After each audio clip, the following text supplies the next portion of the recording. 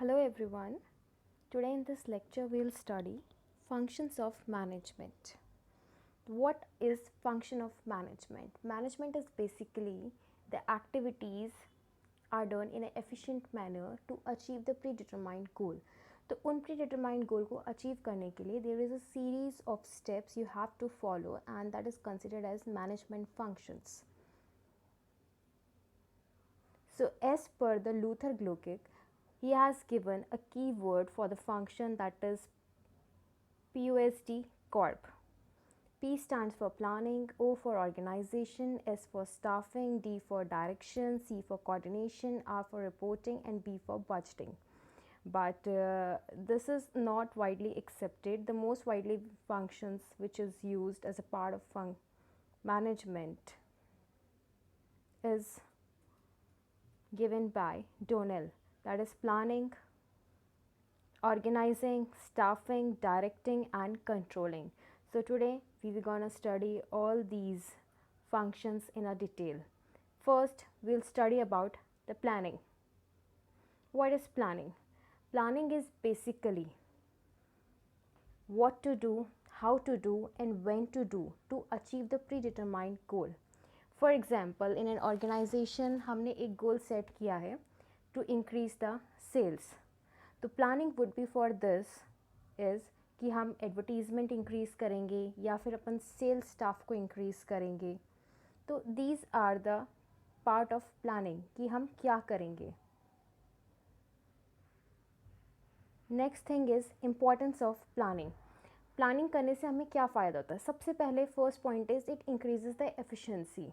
जब हम चीज़ों को प्लान करते हैं तो it reduces the wastage and the duplication. Hence ये एफिशिएंसी को इंक्रीज़ करता है. नेक्स्ट पॉइंट है it reduces the business related risk. Next it provides the direction. जो हमारा प्री डिटरमाइंड गोल है अगर उसके अगेंस्ट अपन प्लानिंग करेंगे तो हम उसी डायरेक्शन में मूव करेंगे एंड तो हमें आसानी रहेगी अपना गोल अचीव करने में.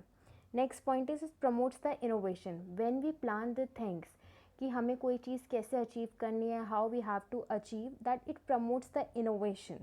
Next is it helps in decision making. It's quite obvious. Next is it helps in achieving the goals. Of course planning leads to achievement the predetermined goals. And next it helps in motivation. How? So जब हम proper planning करते हैं तो we provide different fringe benefits, financial and non financial incentives to manager and the employees. Hence ये motivate करती है to work towards the goal. So it helps in motivation. Now next topic is what are the steps in planning process.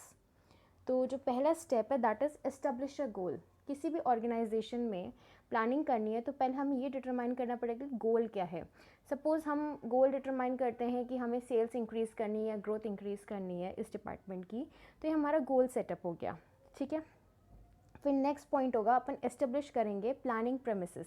Planning premises like जैसे अपन example ले कि sales increase करनी है तो अपन पूरा डेटा निकालेंगे कि सेल्स इंक्रीज़ करने के लिए हमारी कौन सी डेमोग्राफिक पॉपुलेशन का पार्ट है जिस पे अपन फोकस कर सकते हैं. तो it is basically the assumption on the basis which the plans will be ultimately formulated. Next is deciding the plan period. कि ये जो प्लान है it will be executed yearly basis और a long span of time. तो ये जो अपन period होता है प्लान का वो डिसाइड करते हैं ऑन द बेसिस कि हमारा क्या लेंथ ऑफ कमिटमेंट्स हो गया और कितनी हमको रिकवरी लगेगी for the capital investment. Next is finding the alternative course of action. अब हमारा गोल सेटअप हो गया कि हमको सेल्स इंक्रीज़ करनी है तो इसके डिफरेंट कोर्स ऑफ एक्शन अपन सेल्स कैसे इंक्रीज़ कर सकते हैं. या तो अपन सेल्स पर्सनली इंक्रीज़ कर देंगे, ठीक है, या फिर अपन क्या कहते हैं एडवर्टीज़मेंट इंक्रीज़ करेंगे. तो ये these are the different course of action. अब ये जितने भी 2-3 कोर्स ऑफ एक्शन होते हैं इनको अपन इवैल्यूएट करेंगे, प्रॉन्स एंड कॉन्स इनके निकालेंगे अपन. तो वो अपना आएगा evaluate and select the course of action. जो भी अपना बेस्ट सोल्यूशन होगा. सपोज़ कि अपन एडवर्टीज़मेंट इंक्रीज़ करेंगे फॉर प्रमोटिंग द सेल्स तो अपन उसे इम्प्लीमेंट करेंगे. तो second last step is implement the plan. फिर last step is controlling the plan. Controlling the plan is that जो भी अपना डिटरमाइंड गोल हुआ है उसके अगेंस्ट अपन चेक करेंगे progress of plan. So these are the steps that involve in the planning process. Now the second function of management is the organization. What is organization? अब अपन ने पूरी प्लानिंग कर ली. Now उस प्लानिंग को execute करने के लिए द नेक्स्ट स्टेप होता है कि जो भी अपना फिजिकल, फाइनेंशियल और ह्यूमन रिसोर्सेज होती हैं उनको सबको साथ में एग्जिस्ट कराना. ठीक है, तो bringing together all the resources. Suppose जैसे सेल्स इंक्रीज़ करनी थी, अब उसके लिए हमें स्पेशल डिपार्टमेंट लगाना पड़ेगा, लोगों को हायर करना पड़ेगा, और कितना कैपिटल रिक्वायर होगा अगर अपन एडवर्टीजमेंट वगैरह ये करेंगे या स्टाफिंग करेंगे. तो ये तीनों चीज़ों का कॉम्बिनेशन फिजिकल, फाइनेंशियल रिसोर्सेज का is a organization. According to the Henry Fayol, organization मतलब क्या होता है? To organize a business is to provide everything useful, that is क्या, raw materials, tools, capital and the personnel. तो ये अपना organization हो गया है. Now next topic is organization as a process.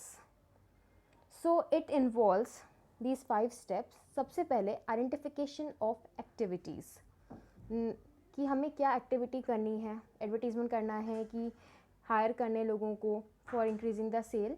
Next point is classification, means grouping कर देंगे अपन उनकी, हर एक सेगमेंट को एक टास्क असाइन कर देंगे. Next is assignment of duties, जो भी अपने ग्रुप्स बनाए उनको ड्यूटीज़ देते हैं. अब एक इम्पॉर्टेंट पॉइंट है, जब भी अपन किसी को ड्यूटीज़ असाइन करते हैं तो every duty comes with authority and authority is goes with responsibilities. तो कभी भी अथॉरिटी बिना रिस्पॉन्सिबिलिटी के नहीं आती. सो आफ्टर असाइनिंग अ ड्यूटीज़, हम नेक्स्ट स्टेप होगा delegation of authorities and creation of responsibilities.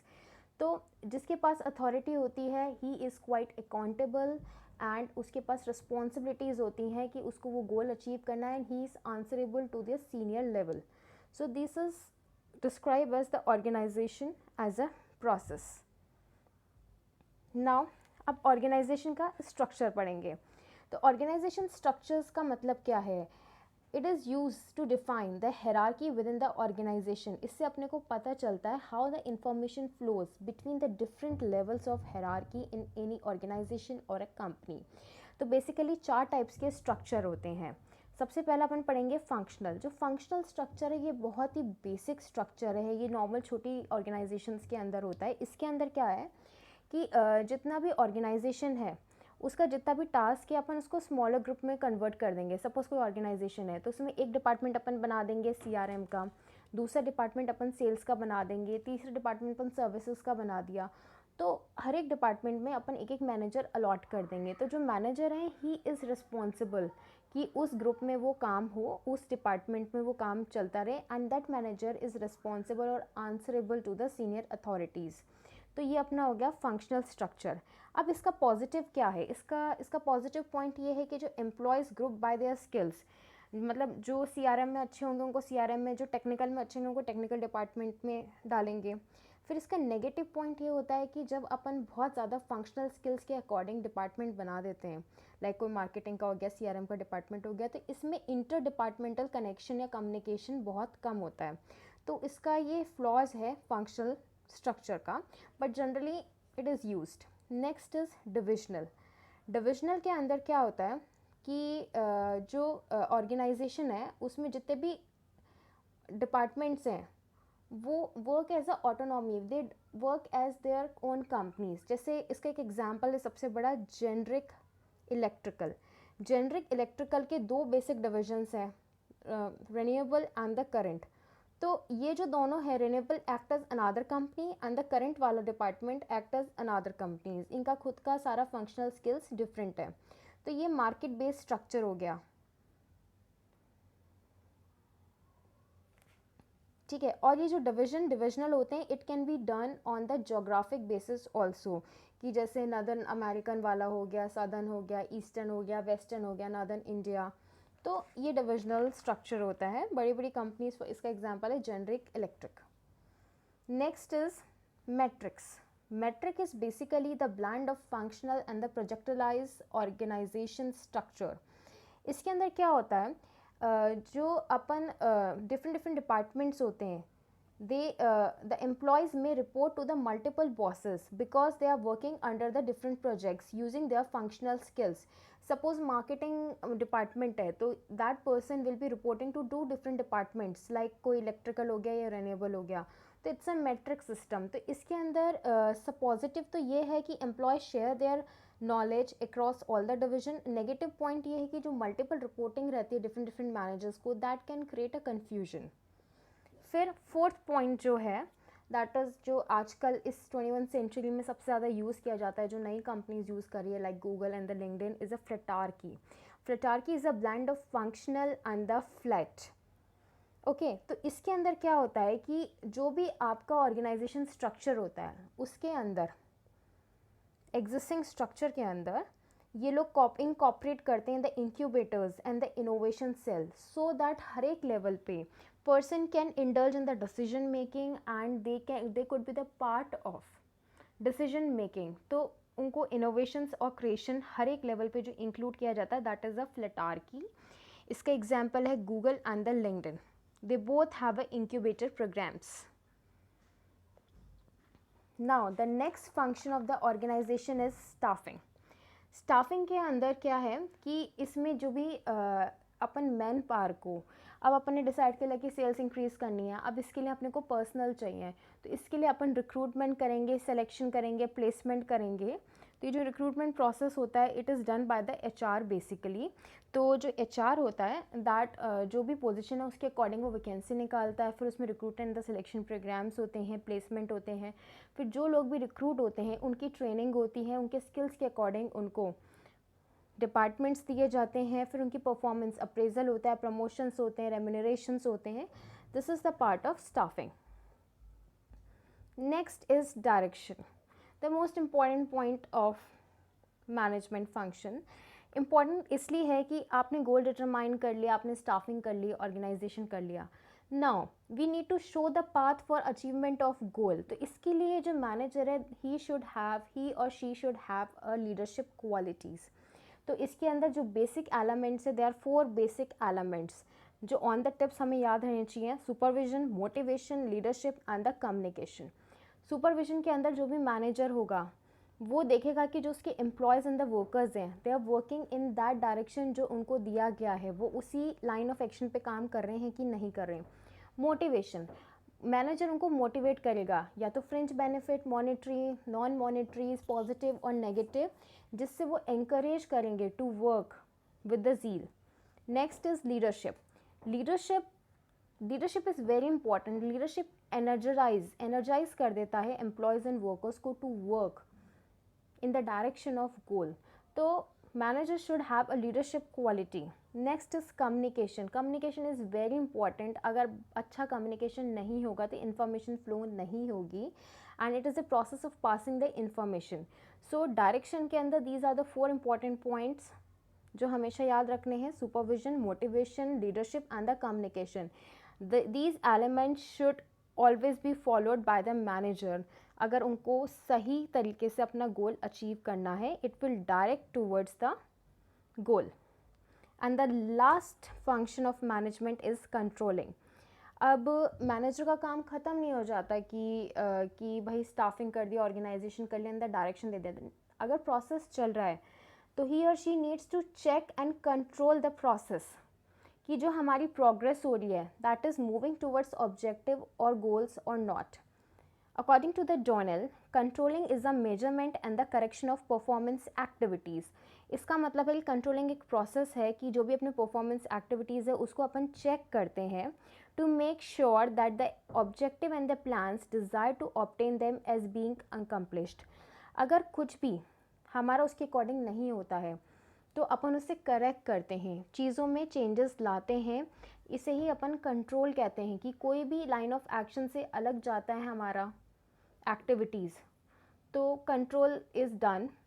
And इसमें अपन चेंज कर सकते हैं, ऑल्टर या different course of action use कर सकते हैं। इट डिपेंड्स ऑन मैनेजर कि वो क्या चूज़ करता है। So control is the last steps in controlling. Establishment of standard performance. सबसे पहले अपन डिसाइड कर लेंगे कि गोल के अकॉर्डिंग हमें किस टाइप की परफॉर्मेंस देनी है। सपोज़ हमारा गोल था कि हमें सेल्स इंक्रीज़ करनी है, एक टारगेट डिसाइड कर लिया अपन ने, तो एक अपना स्टैंडर्ड परफॉर्मेंस हो गई कि मंथली हमें जैसे 1 करोड़ का टारगेट करना है। तो अगर अपन सोचते हैं कि क्वार्टरली हमें 1 करोड़ अचीव करना है तो हम हर एक मंथ 25-25 लाख करें। तो वो एक स्टैंडर्ड परफॉर्मेंस अपन ने फिक्स कर ली। फिर अपन मेजर करेंगे कि भाई हम एक्चुअली पर मंथ कितना अचीव कर रहे हैं, तो that is the measurement of actual performance. अगर ये चीज़ें डेविएट करती हैं स्टैंडर्ड ऑफ परफॉर्मेंस और एक्चुअल परफॉर्मेंस से, तो अपन उसे करेक्ट करते हैं। ठीक है, सपोज़ अपन ने जैसे अभी एग्जांपल दिया कि हमें क्वार्टरली जा रहे हैं, तो हमें 25 लाख रुपए पर मंथ चाहिए। तो अगर वो नहीं आ रहा है, हम लेस देन उससे कम चल रहे हैं, तो हम उसमें कुछ चेंजेस लाएंगे, एडवर्टीज़मेंट इंक्रीज़ करेंगे मे बी, या कुछ, तो हम कुछ करेक्टिव एक्शंस लेंगे। तो these are the 4 steps that involves in controlling, that is establishment of standard performance, एक टारगेट अपन पहले से फिक्स करेंगे, measurement of actual performance, जो अपनी actual performance है उसे देखेंगे, फिर उन दोनों को कंपेयर करेंगे, and that is a corrective action. So guys, if you like the content, do follow and subscribe the channel.